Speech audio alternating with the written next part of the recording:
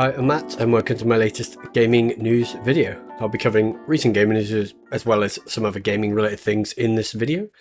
I'm grateful for any feedback, so if you feel the need to do so, please leave a comment below. You can also like and subscribe if you're enjoying my videos. And now getting some gaming news. First up, today we have some rough news, that being Free Radical, who were the original developers for the Time Splitter games, are facing closure. Free Radical Design were resurrected 2 years back to work on continuing the classic Time Splitters series. I'm a big fan of Time Splitters 2 and 3. I played a bit of the first game, but number 2 and 3 were the ones I played a lot of when I was a kid. I had heard that Free Radical were back and working on a new Time Splitters game, but I just thought they were keeping quiet about it as I hadn't heard much in a while. But yeah, Embracer, who now own numerous game studios, currently own Free Radical Design, and this is where the bad news comes in. It's looking like Embracer may be ready to shut down Free Radical at some point in the future. Currently, and for the past 6 months or so, Embracer has been going through a restructuring program. This restructuring has so far led to a number of projects cancelled and also the closure of Volition, who developed the Saints Row games, something I covered in a previous video. Now Free Radical may be in the crosshairs of Embracer, which is really bad if that is indeed the case. I'm reading this via the Video Game Chronicle article, and as mentioned in their article on this story, people close to Free Radical Design have reported that the UK-based developer has been part of Embracer's restructuring plans, and employees have been notified that the studio may be shuttered. Embracer may also be looking to sell off Free Radical to the highest bidder, if bidders come forth, that is. Maybe Microsoft or Sony or someone else can get a hold of Free Radical. As I spoke about this in the past, I'm not keen on any one company having a ton of previously independent IP, but if it means saving the company and allowing them to produce more games, specifically new Time Splitter games in this case, then that's far better than being shut down, I would say. VGC Video Game Chronicle also performed an analysis of LinkedIn and social media and discovered that around 15 or more current employees of Free Radical Design have actually posted stuff detailing that they are looking for work. So yeah, that's pretty concerning. If they do end up closing and can't find a new owner, this will be really devastating news, obviously for the employees. And it's going to be a bit rough for fans of the Time Splitters games.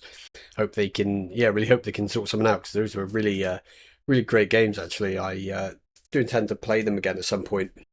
It's pretty cool. You can get them via the Xbox store and play them on, I guess, an Xbox One or a Xbox Series console via back compatibility. So you can still play them, or you can play them via emulation, or obviously the original physical consoles they're on. But yeah, it will be sad if the actual original developers, after being resurrected, are sort of shut down again. But yeah, I think the original games, that, as I sort of mentioned, they do still hold up to this day, along with a new Time Splitters game. I think a remaster, a remake of the original 3 games would be pretty awesome. Maybe as part of a collection, or even fully fledged individual remakes akin to the Resident Evil remake games. Just to add, Embracer hasn't responded to comment, but it has its next earnings release in the coming week or so. Weeks, maybe we'll hear more then. Whatever the outcome, good or bad, I will be more than likely to be covering it in a future news video. Wish the best for Free Radical and its employees. Let's hope they continue to be part of the gaming industry and develop games, because it will be a pretty devastating loss if they're gone. And obviously I do want to see new Time Splitter, see what a modern take on the Time Splitter series would be like. That would be quite interesting. But I hope the best for the developers. We'll cover this in the future if more info comes out. Next up, another round of rough news for the latest Call of Duty installment, Modern Warfare 3 2023. I covered how the game was being received last week by critics and users, I believe, briefly. And it looks like the game is still being received exceptionally poorly, with it looking to be actually the lowest rated Call of Duty ever, which is pretty wild.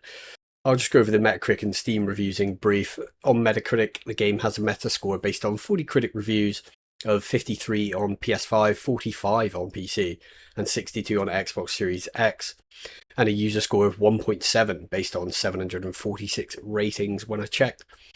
On Steam, Modern Warfare 3 2023 is also doing exceptionally poorly, as a mostly negative rating with only 27% of around 3,500 reviews being positive. That is, pretty abysmal, worse than Rise of Kong even. For comparison, Call of Duty Vanguard and Ghosts were the previous low scorers when it came to Call of Duty, with Vanguard's scores ranging from 72 to 74 depending on platform, and Ghosts ranging from 68 to 78 depending on platform, and thus 45 to 62 the new Modern Warfare 3 is getting is pretty terrible, especially when it comes to critic reviews. But it's also been blasted by players as well. I guess we could see more reviews come out for the game which may improve its score. However, it's very much looking like Modern Warfare 3 is going to be the lowest rated Call of Duty ever. It would seem the main gripes critics and gamers have for the latest Call of Duty installment is the very short and lackluster single-player campaign, along with rehashing the same content and multiplayer from Modern Warfare 2 2022, as well as some other issues with the game. I think most people believe, like I do, that this is more of an expansion to Modern Warfare 2, released last year, and probably shouldn't have been greenlit as its own game. According to some reports, the game was originally intended as an expansion, but at some point in development, pushed to be a fully fledged entry. Reporting specifically via Bloomberg have detailed, however, a dozen current and former Call of Duty developers have said that the game was rushed and that the campaign had only been in development for 16 months. Though I will add, some of this has been disputed by, I believe, Activision and Sledgehammer themselves. In spite of all this, the game is, as expected, selling fairly well, although not as well as the previous Modern Warfare entry, according to recent reports. Going by UK statistics, I believe that's the only country we have statistics from, Modern Warfare 3 2023 is at the top of the UK physical charts, but sales are down approximately 25% compared to Modern Warfare 2 of last year. This is just physical UK sales, but at least it gives us an insight into how the game is performing commercially. So digital may be vastly different, I'm not quite sure. And it looks like reviews, along with how obvious it is that this was meant to be an expansion, have led to reduced interest in the game. So definitely a rough week for Call of Duty, Activision, and thus Microsoft and Xbox, who now own the aforementioned company and its IP and intellectual property and things. So a bit of a rough week. I expect Phil Spencer's probably not too happy right now. If you've seen the reviews and are unsure, you could always wait until next year, as it seems likely that the game could be coming to Game Pass, which will save you the upfront cost for the game, and you also get a bunch of other games to play for the month if you don't like Modern Warfare 3. But that's probably what I'm going to do, give the multiplayer a go via Game Pass. Or maybe I'll just stick with Warzone or DMC when I get the rare itch to play a Call of Duty. Whatever that may be, a bit rarer these days. Now for some more positive news. Baldur's Gate 3, a game I've covered a number of times in my gaming news videos, has been receiving numerous awards and award nominations of late. Larian Studios' massive hit Baldur's Gate 3 did incredibly well on release and continues to do exceptionally well even months after. At the most recent Golden Joystick Awards in London, the game received 5 awards itself. I shall put up an image of Larian CEO Sven Fink holding the awards, and the awards in question were Best Storytelling, Best Visual Design, Best Game Community, PC Game of the Year, and Ultimate Game of the Year. So that's very impressive. It is certainly deserved. Additionally, Larian themselves won Studio of the Year, and actor Neil Newbon also won an award for Best Supporting Performer. This was for his role as companion Astarion in the game. Just to touch a bit on the Joystick Awards, a number of other games received awards, including Final Fantasy XVI, Best Audio, Best Lead Performer, Alan Wake 2, Critics' Choice Award, Cyberpunk 2077, Phantom Liberty, Best Expansion, and Starfield, Best Xbox Game of the Year. Starfield didn't really have much else to go up against, I guess, to be honest, and don't say Redfall. But Baldur's Gate 3 was way ahead of all the others, games award-wise, at the Golden Joysticks, and glad for the team at Larian Studios. We also have the Game Awards 2023 coming soon on December 7th, I believe. Baldur's Gate 3, along with Alan Wake 2, has been nominated for 8 awards. There are a total of 31 award categories at this year's 2023 Game Awards, I believe. Baldur's Gate 3 and Alan Wake 2 are both nominated for Game of the Year. I'm expecting Baldur's Gate to win, as it does have higher review scores with a 96 on Metacritic compared to Alan Wake 2's 87. They're both also nominated for Best Game Direction, Best Narrative, Best Score Music, and some others. Along with those two games, there are other notable games from this year. Spider-Man 2 is nominated for 7 awards. Legend of Zelda Tears of the Kingdom, Super Mario Bros. Wonder, and Hi-Fi Rush have 5 nominations. Cyberpunk 2077 and Final Fantasy 16 have 4 nominations each. Resident Evil 4 Remake and Street Fighter 6 have 3 nominations.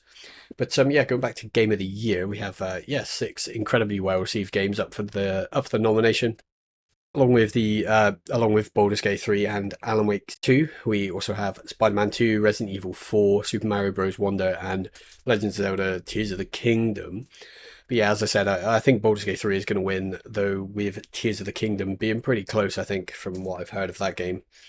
I guess we'll just have to wait and see. I'll likely cover a number of the award winners following the show. But yeah, this year was packed with some incredible and well-received games, even though it may seem a lot of games this year also just were complete disasters, like Gollum and Kong and some others. But yeah, it was also a really great year for games. Just to add, Starfield is only nominated for a single category, which I'm not too surprised about, to be honest. That being Best RPG, but it is up against Final Fantasy 16, Lies of P, Sea of Stars, and Baldur's Gate 3. But yeah, I don't see it winning any awards if I'm being, or that award if I'm being honest, and it's the only one it's nominated for. And yeah, I did like Starfield, played it quite a lot. I did actually really enjoy it, but I don't feel it's impressive enough to beat out some of those other games. Not least Baldur's Gate 3. No chance, I don't think, on that front. So yes, it doesn't look like Starfield will be coming away with any awards actually. I think I think Baldur's Gate 3 is going to be similar to the Golden Joysticks. It's probably going to come away with more than a few awards. It might not win everything it's nominated for, but yeah, I think it's going to be winning in a number of the things it's nominated for. But yeah, we'll just have to see, and I'll probably cover it at the time. Moving on, we now have some Sony news. The company decided a few years back that it was going to be making a hard push into live service games. This was the ambition of soon-to-retire PlayStation boss Jim Ryan. I believe he's retiring next March. When Sony originally released its PlayStation Plus subscription service, Jim Ryan thought that live service games were the future. At the time, he said that, quote, that phenomenon of the live service game that has, in a very large part, fueled the enormous growth in the gaming industry that we've seen over the last 10 years. I think that trend towards live service will continue. And if you look for a model in our category of entertainment, which supports sustained engagement over a long period of time, live service games arguably fit that bill better than a subscription service. End quote there. Yeah, that was just some background about the main sort of news piece. But yeah, now it has been confirmed that Sony has reduced the number of live service games it is planning on releasing by March 2026 from 12 to 6 live service games. It seems that this decision was made to help ensure that each new live service game doesn't have sacrifice on quality. This was recently explained during a call talking where Sony President, COO, and CFO Hiroki Totoki discussed Sony's latest financial results. Totoki said, quote, we are reviewing this. We are trying as much as possible to ensure these games are enjoyed and liked by gamers for a long time. Of the 12 titles, 6 titles will be released by financial year 25. That's our current plan. As for the remaining 6 titles, we are still working on that. That's the total number of live service and multiplayer titles, and mid to long term, we want to push this kind of service, and that's the unchained policy of the company. It's not like we stick to certain titles, but game quality should be the most important thing. And end quote there. So yeah, according to the Eurogamer article, and this was kind of obvious to me, but The Last of Us multiplayer spin-off game is one of these live service titles. I did cover that game in my last gaming news. Check that if you want to hear more about it. But yeah, I'm not that surprised by this. 12 live service games releasing in the next few years from Sony Studios seems a lot. Even six seems a lot to me for live service games. The market just feels too saturated at the moment, and other live service games are in development by other games companies and publishers as well. So yeah, it just seems very saturated. I think the delays will help quality wise, but in a few years we're going to have a bunch, yeah, a bunch more live service games released or releasing, and I think that will lead to some flopping due to there being too many of these games. I could be wrong, however. Maybe there is an appetite for this many of these games. I just don't see it though. Saying that, I'm interested in seeing how the Last of Us multiplayer game ends up. It's probably the only live service game I'm actually interested in that I can think of anyway. It is odd to me that Sony want to push so heavily into live service games when they have such a great track record with their mostly single player IP, games like Demon Souls remake, God of War, Spider-Man games, and Ghost of Tsushima, Horizon games, and the likes. I guess yeah, they can still do both. We'll just have to wait and see how Sony's live service ambitions end up playing out and whether they're successful or not. But yeah, it'll be a few years yet, I guess, before we or at least a couple of years before we find yeah, much more out on that success front. Next up, we have a news piece on DayZ or DayZ, however you want to pronounce it. DayZ is a game I've played a fair bit of over the years. I first played the DayZ mod for Arma 2 slash Operation Arrowhead back in, I think it was 2012, 2013, or sometime around then with a few friends. If you didn't know, DayZ started as a mod by Dean Rocket Hall, who is a game designer. He also was project lead on the standalone DayZ game. These days, he's working on other projects with his studio Rocketworks, with the studio's most recent game being Icarus, I believe, which I haven't played, but I've not really seen much about it. I've heard it's okay, but I haven't really looked into it. Anyway, I have been playing DayZ Standalone, the standalone release, on and off since it was released into early access at the end of 2014. And yeah, I do still enjoy jumping back into it for a bit, but it can still be a lot of fun. It can be quite hardcore, but yeah, fun nonetheless. It's a good game. And yeah, also modded servers can help mix up the gameplay quite a bit, whether you want RP servers, PvP, PvE, PvPvE, or just like a solo Bear Grylls like survival experience. The game kind of does it all in that regard when it comes to like survival and games. So, yeah, you just have to find a server that's to your liking. But yeah, the actual news is that DayZ has recently hit its highest ever peak player count, which is quite astounding to me, given that the game entered early access and even full release released quite a while ago. It just shows how much of a hunger there is for these type of hardcore zombie slash post-apocalyptic survival games, even after a decade or so. And I checked on Steam charts, the Steam charts website. The game recently peaked at 69,372 players. The PC Gamer article I looked at as well has a 69,449 peak. They took SteamDB's numbers. As mentioned in the article, and I did check, it looks like the last previous peak was back in January this year, where the game peaked at just over 63,000 players. So this is another 6 or so thousand above that. So DayZ is still in its prime, so to speak, and doing very well. It looks as though the recent spike in player count was due to a large patch that was released last week. The patch added a new rifle into the game, one that was in the original mod actually, the infamous DMR. Remember using that quite a lot back in the day in the mod. I think the gun was, I think it was maybe in custom servers of DayZ standalone. Those servers usually have their own sort of roster of weapons, but yeah, now officially in the game, I guess public servers and things. There was also an overhaul to Vybor Air Base. I think some people will know of this as Northwest Airfield, or yeah, in the mod. Yeah, place where there were a lot of fighting was going on back in the day, and I guess still to this day. And the final big change was a new custom sky setup for both Chernobyl and Livonia. I haven't actually played on the Livonia map. I've only played Chernobyl and the other sort of modded maps, but yeah, at least that's still getting updated. Before I move on to the next story, something interesting was touched on in the PC Gamer article. Thanks to a US FTC, so Federal Trade Commission, revealed DayZ 2 is actually in the works of Bohemia Interactive. Yeah, I'd actually not heard anything about this before researching. Before researching for this video, I'm surprised actually. So yeah, that's very interesting. DayZ 2, by the looks of things, it isn't likely to release before Arma 4, however.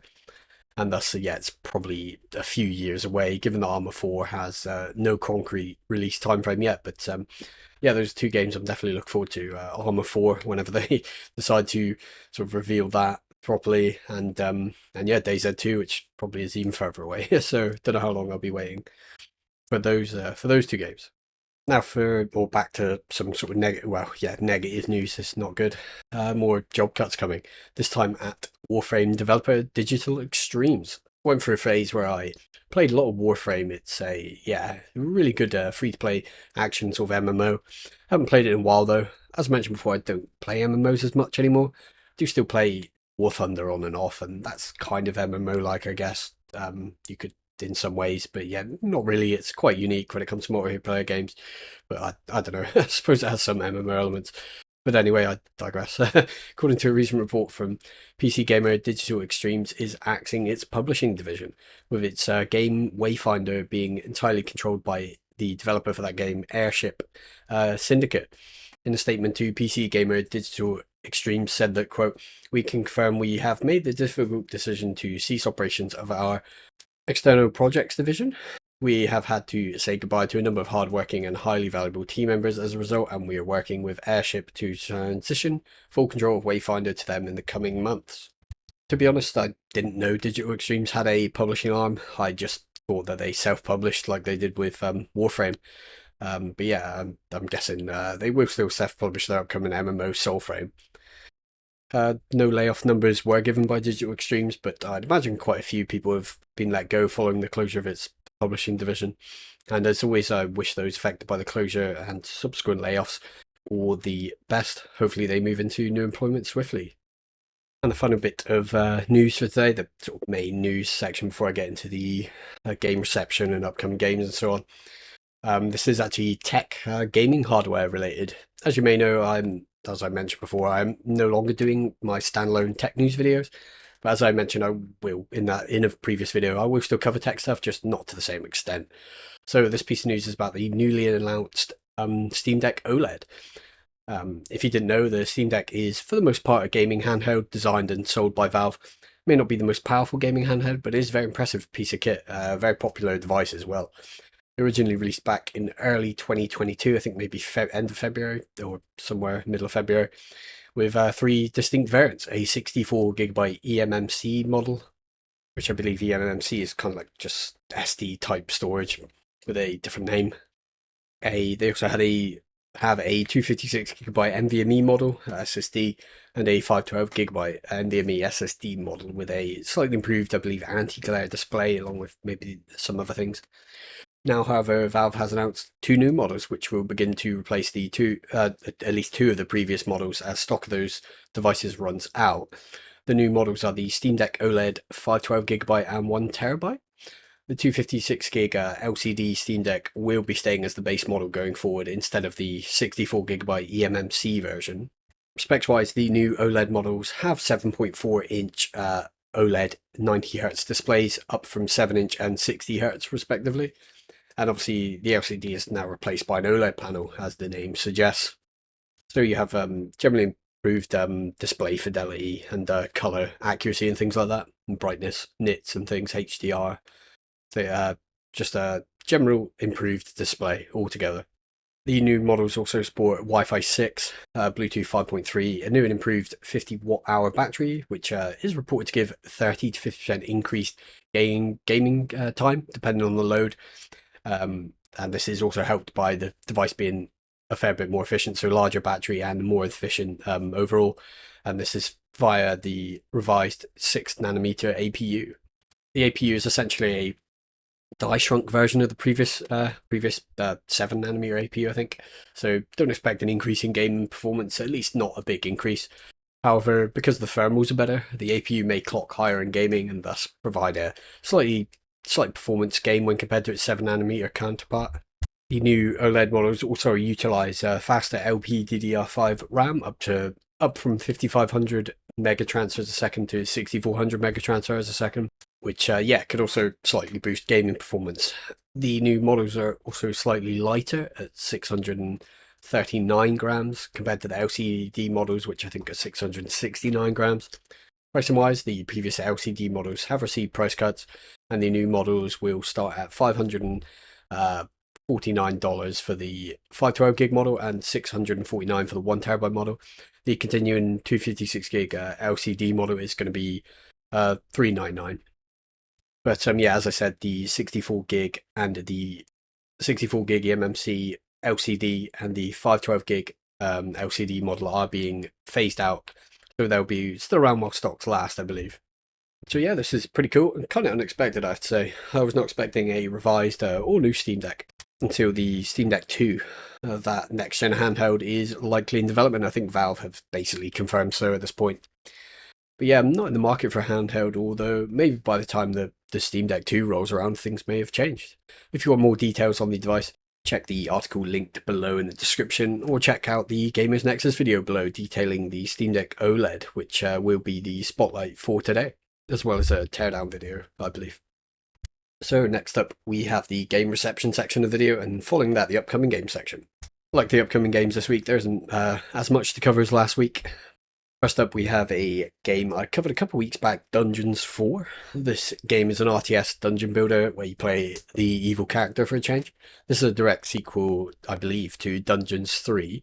These games seem somewhat similar to the Dungeon Keeper games, though are unique in their own ways and certainly more modern and high fidelity as you might expect. Dungeons 4 seems to be doing rather well so far since it released on the 9th of November. Reviews-wise, I'm going to cover how it's doing on OpenCritic and Steam. On OpenCritic, there are currently five reviews, but not enough to give the game a score yet. Video Chums gave Dungeons 4 an 8.1 out of 10. Saving Content gave it a 4 out of 5. What If Gaming gave it a 9 out of 10. Games Creed gave it a 4.7 out of 5, and Noob Feed a 95 out of 100.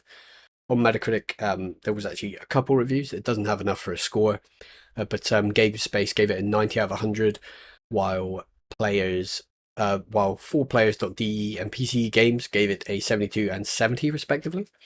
On Steam, the game is also doing quite well with a very positive rating and 85% of all reviews being positive. This is based on 411 user reviews when I checked. Dungeons 4, yeah, it's doing pretty well. Not quite as good as Dungeons 3 is reviewed user-wise, but it's still early days. It is on Game Pass at the moment, so I'll probably give it a go at some point, as I'm really liking the look of the game, and I've never really played a dungeon builder before, so yeah, want to give the sort of genre and this game a go. Someday. And the second game, reception-wise, is Karma Zoo. This is a 2D cooperative action puzzle platformer where you and 10 other players help each other out to gain good karma.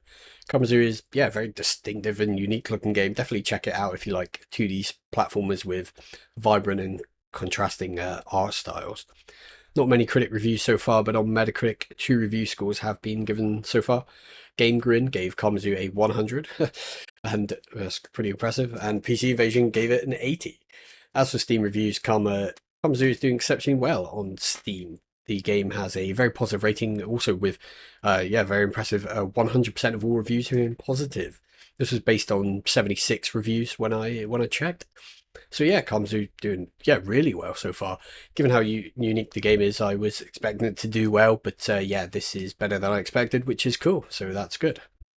I had planned to cover another game or two in the reception video this week, but a lot of the reviews still weren't out for some of the games I wanted to cover. So I'll be covering certain games probably in a few weeks. But I'll touch on that at the end of the video, at the outro. But anyway, let's get into the upcoming games. Been a bit of a quiet week this week for upcoming game releases. Still, there are a few, including one I somehow missed last week. Not sure how. So let's get into the upcoming games. Yeah, as I said, first up, we have a game I somehow missed last week, and that game is Warhammer Age of Sigmar, Realms of Ruin. This is a Warhammer universe, specifically Age of Sigmar, action RTS, I guess somewhat similar to the Dawn of War games.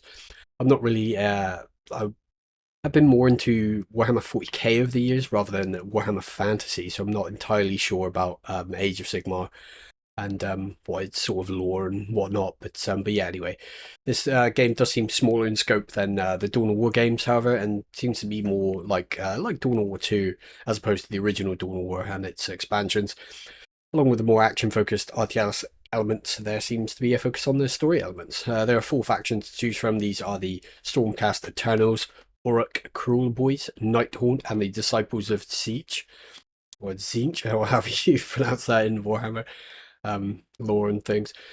Each seemingly have their own fleshed out story campaign with the description detailing, quote, explore the nature of war from the perspective of righteous champions and villainous warlords, battle for survival and dominance across a campaign featuring 4 major factions, including Stormcast Eternals, Uruk Cruel Boys, Nighthaunt, and the Disciples of Tzeentch. Experience a cinematic plot, penned in conjunction with acclaimed Black Library author Gavin Thorpe. Go by what the description says, the campaign map is procedurally generated. I guess this will allow for more replayability. How much more, I'm not really sure. Sounds cool, but I know some procedural generation systems can be better than others. Along with the campaign, there's multiplayer, including co-op and a map editor, which I guess can be used to create and share maps with the community. So yeah, that's pretty cool. There's also an army livery system, kind of similar to the army painter from the Dawn of War games, where you can customize your units, color scheme, and so on, like vehicles and all sorts.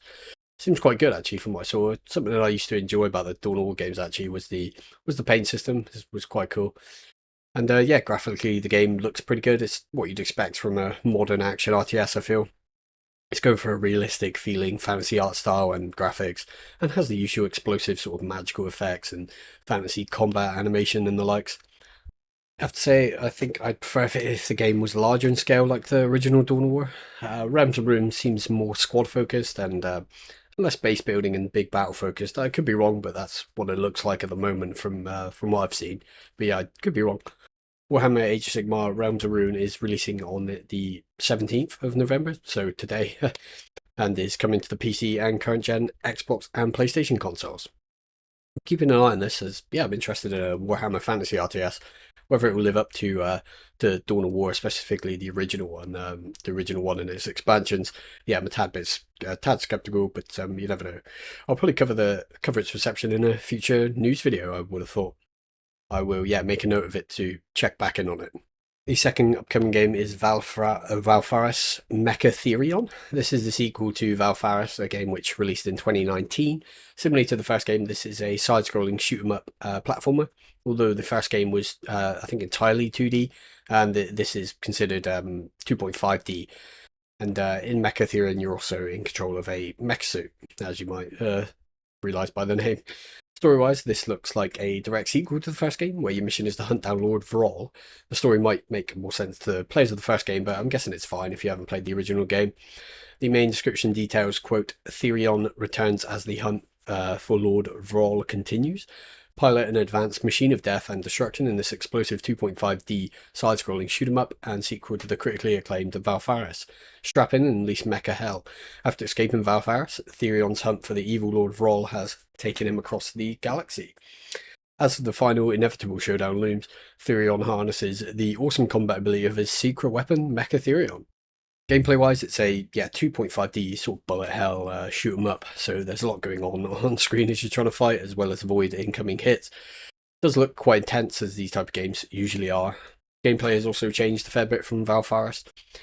In that game, you were confined to the ground in more traditional 2D, I guess, platformer style. However, in Mechatherion, as you are in control of a mech, there's a lot more verticality and freedom of movement. It's certainly quite different from the first game in that regard, from what I can tell.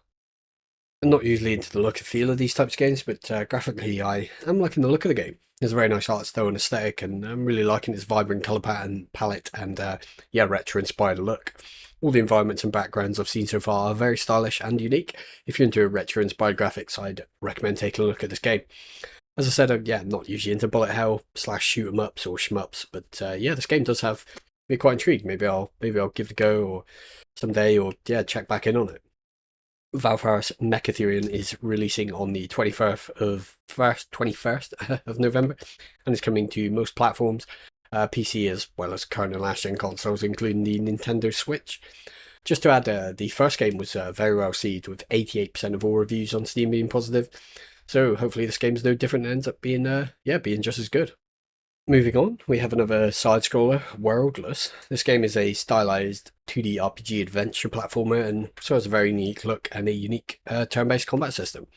The game is also mentioned to have a, quote, mind-bending interpretive narrative where players will, quote, embark on a journey of self-growth and understanding, pushing the limits of their nature in a newly born and abstract universe. In regard to the gameplay, as you can see if you're watching the footage on screen, it's quite fast-paced and very fluid. According to the developers, it's using turn-based rules to combine traditional combat with active time actions. To make full use of this, you will need to gain knowledge of the game's mechanics. It does seem like some skills needed to master the combat, so it might take a bit of time to get used to the combat mechanics, at least if you want to be proficient, which, yeah, sounds interesting. It's pretty cool. I actually really like the look of the combat's fluidity in Worldless. I'd imagine that once you get the hang of it, that it's going to be a very satisfying part of the gameplay loop.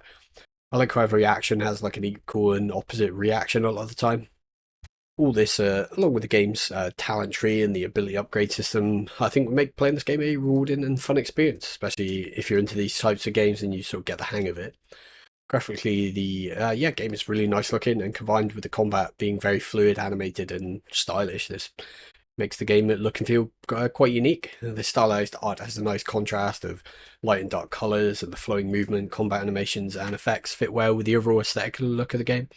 It's very pretty looking game and looks great in motion. In some ways, visually it reminds me of Journey or Flow on the PS3 and 4. And yeah, it has that sort of ethereal or otherworldly feel to it. I expect a lot of people will be intrigued by this game's presentation as I am. Worldless is releasing on the 21st of November and is coming to the PC, current and last-gen consoles, in addition to the Switch. There's also a demo for the game, I think, on most platforms when I looked. So yeah, you could try it out, take a look at that. Finally, we have a game or game collection that I've covered before, the Jurassic Park Classic Games Collection. This is a collection of remasters / ports, I guess, of the classic 18 and 16-bit Jurassic Park games from the 90s. And is being released by Limited Run Games, who I've mentioned before, to commemorate 30 years of Jurassic Park's iconic first film. Not played any of the games in this collection, but I've watched videos on some of them. I've heard they were decent games for their time, though some seem to be better than others. Given the decade that these games originally released in, you probably know that these are 2D side-scrolling action platformers. I believe they were released on a number of 90s consoles like the Game Boy, SNES, Genesis, etc. But now Limited Run Games are bringing them to modern systems. Games included in the collection are as follows: Jurassic Park 8-bit, Jurassic Park Portable, Jurassic Park 16-bit, Jurassic Park Genesis, Jurassic Park Part 2 The Chaos Continues 16-bit, Jurassic Park Part 2 The Chaos Continues Portable, and Jurassic Park Rampage Edition Genesis. All games are updated to include save state support, new in-game maps, and a number of quality of life QL fixes. Hopefully these updates will have fixed any issues the original games had, and yeah, make it less of a hassle to play these sort of retro games on classic retro games on modern systems. As this is limited run games, there will be physical copies of the collection for sale too. This will be via Limited Run's website. Definitely check their site if you're into physical games and collecting. They have all sorts of games, new and old, that they sell physical copies of. Although, yes, some of them are limited edition and some of them have sort of limited stock and things. So yeah, definitely check this site out. I'm guessing this won't happen, but it would be cool if the Lost World Jurassic Park for PS1 and Sega Saturn got a similar treatment with some remastering. Played that again a little while ago and it holds up, though a remaster of it would be nice. But yeah, anyway, Jurassic Park Classic Games Collection releases on the 22nd of November and is coming digitally to the PC via Steam and, as far as I can tell, Xbox, Nintendo and PlayStation stores. Physically, it's going to be available on Xbox Series X, PS5 and 4, and the Nintendo Switch. Although when I checked the pre-orders for these we're all sold out on Limited Run's website. So yeah, if you want a physical copy, you might have to keep an eye on the site. But yeah, at the moment they're all sold out for pre-order. And before I move on, and just wanted to do a couple games got delayed. So Turok 3 Shadows of Oblivion Remastered has been delayed until the 30th of November.